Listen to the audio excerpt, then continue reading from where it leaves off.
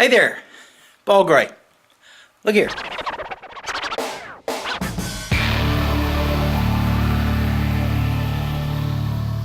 My brother asked me to produce a tutorial video on the guitar strum pattern that I use in a song that I put on YouTube not too long ago. I love your face, I love your smile, I haven't seen 'em in a while. I love the way you never dial my number with your phone. Let the tutorial begin. To play these strum patterns, the first thing you'll need... Okay, the only other thing you'll need is a pick. I use two, a thumb pick and a finger pick. But you can use a flat pick to accomplish the same thing. It's just a matter of personal preference, really. I don't know about you, but I never took the time to learn to read music. If you do know how to read music, it won't count against you. Whether or not you read music, one nice thing to know about musical notation is how the time signature works. Everyone's familiar with the term time signature, but not everyone knows what the numbers mean, so I'm going to tell you just to make sure we're on the same page. If you already know, you can take a nap now. I'll wake you when I'm done. Music notation uses a musical staff and it looks like this. Again, you don't have to read music. All you need to know is how to read the time signature. That little S thingy is called a treble clef, and it just tells the note readers which notes go on which lines, etc. The musical staff is divided into smaller pieces by vertical lines. The smaller pieces are called measures. Some people call them bars. Here's what the time signature looks like. It looks like a fraction, but it's not.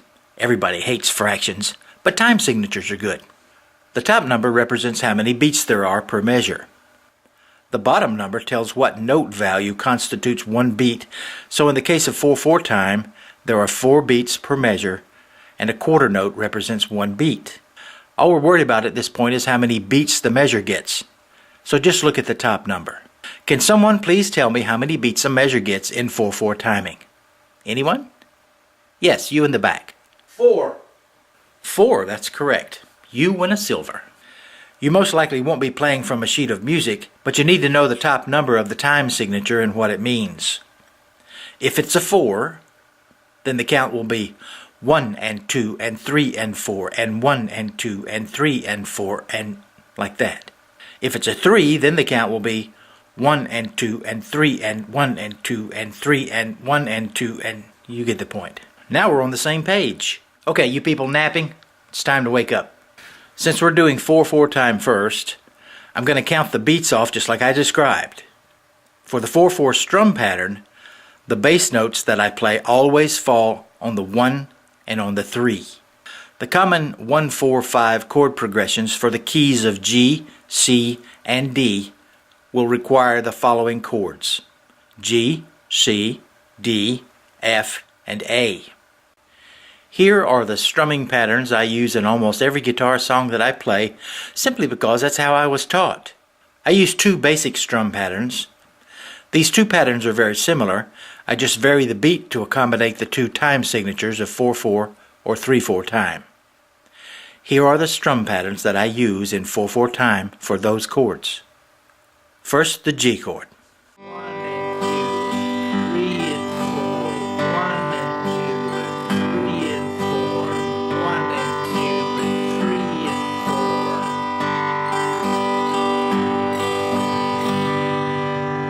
1 and 2 and 3 and 4, 1 and 2 and 3 and 4. I'm alternating between the bass notes which fall on the 4th and 6th strings naturally. No left-hand finger movement is required. Remember, the principles I'm using are the same for almost all chords, so even if you play a chord that I didn't include in this tutorial, the concept is the same. To explain what my fingers are doing relative to what the flat pick would be doing, I'm using my thumb on each downstroke and my index finger on each upstroke. In other words, I'm using my thumb on the counts and my index finger on the ands. Obviously, the flat pick does both the up and the downstroke. It's important to understand how the downstrokes vary on the different counts. Since the 1 count and the 3 count are reserved for bass notes, I'm not strumming multiple strings on those counts.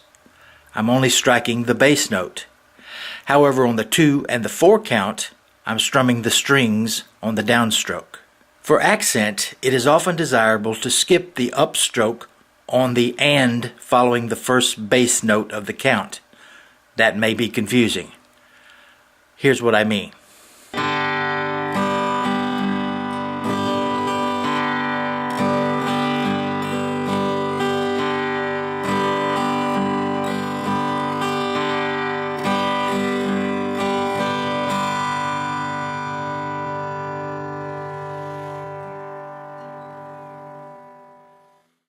I don't recommend doing this for every count.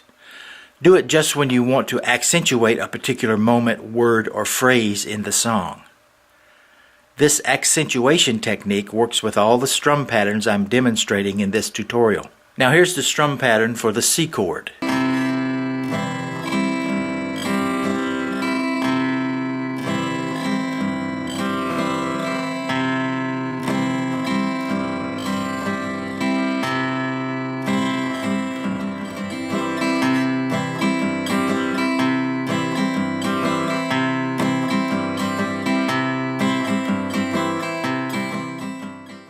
When I play the C chord, notice that I alternate the ring finger between the 5th and 6th string to incorporate the lowest bass note possible.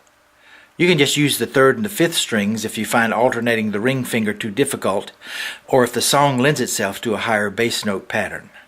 Here are the different bass note configurations for the C chord.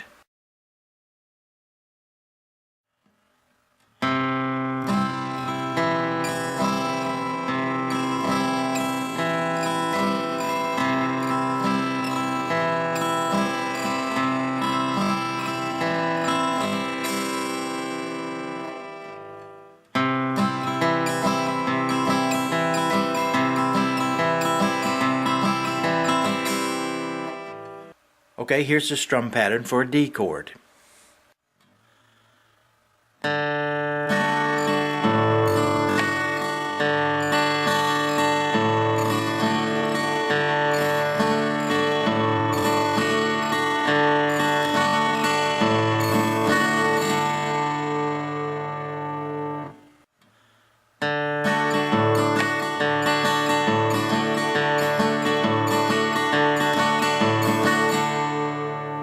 On the D chord, the bass notes fall most naturally on the 4th and 5th strings. If you want a higher bass, you can use the 3rd and 4th strings. Here's the strum pattern for the F chord.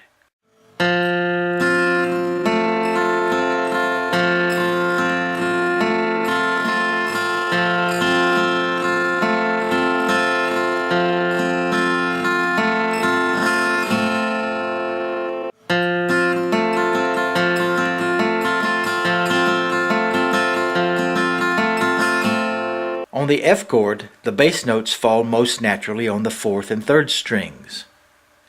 It is possible to alternate your ring finger back and forth and use the 4th and 5th, but I don't recommend this unless you really have the F chord under control. Many people have difficulty with the F chord, and I'm one of them. On the A7 chord, the bass notes fall most naturally on the 4th and 5th strings, but also work on the 4th and 3rd strings.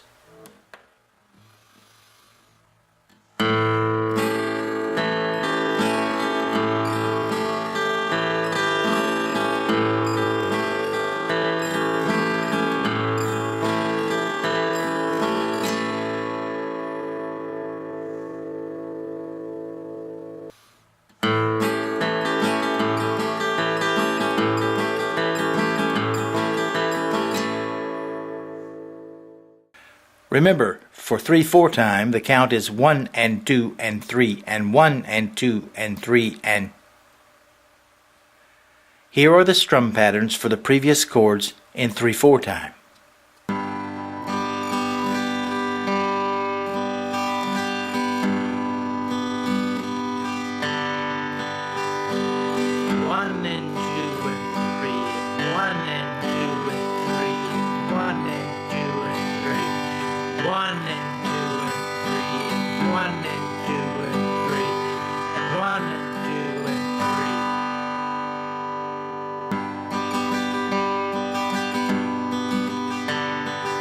1 and 2 and 3, and 1 and 2 and 3, and 1 and 2 and 3, 1 and 2 and 3, and 1 and 2 and 3, and 1 and 2 and 3.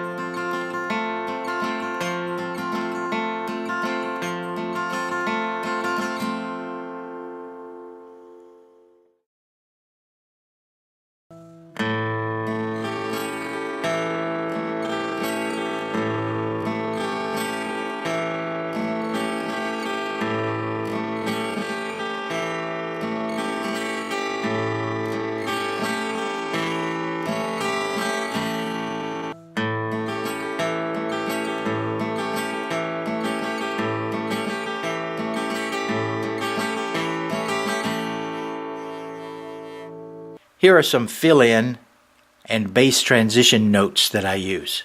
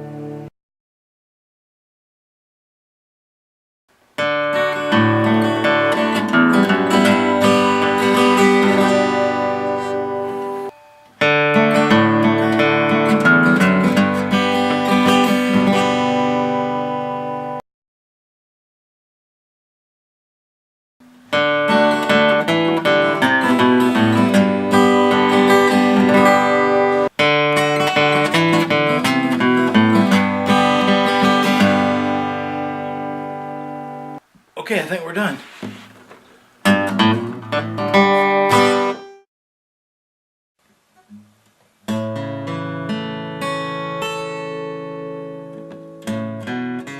I love your face, I love your smile. I haven't seen 'em in a while. I love the way you never dial my number with your phone. I love your cheeks, I love your eyes, and it's a love I can't disguise. I love it when you wave goodbye, but now I'm here alone. I love your nose, I love your lips, your belly button and your hips. I even love your coupon tips, can never hear enough. I wish that I could find a way to love you more and more each day. You know it's true, I really love your stuff. You know it's true, I really love your stuff.